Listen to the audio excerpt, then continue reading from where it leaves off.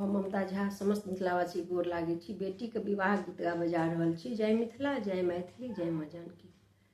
जंघिया चढ़ाए बाबा बैसला मंडप पर, जंघिया चढ़ाए बाबा बैसला मंडप पर, बाबा करुण कन्यादान है।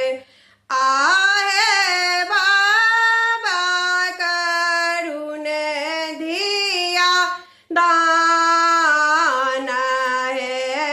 जंघिया चढ़ाए बाबा बैसला मंडप पर, बाबा करुण धिया दान है। आहे बाबा करुण कन्या दान है। तारा करो हाथ बाढ़ कन्या करो पार, तारा करो हाथ बाढ़ कन्या करो पार। ताही में शोभे दो धान है।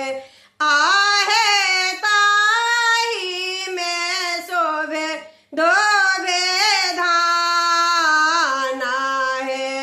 गोरो वासिष्ठ मुनि मंत्र उच्चारते, गोरो वासिष्ठ मुनि मंत्र उच्चारते, मंत्र पढ़त श्री राम है। आहे मंत्र पढ़त श्री राम है। आहे बाबा करुण धिया दान है। आहे बाबा करुण कन्यादान है। शीशा के से सके रोबे माई है, सुनना शीशा की रोबे माई है, सुनना।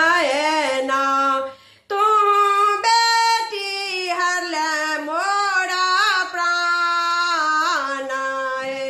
आहे तू बेटी हल मोरा प्राण है। परा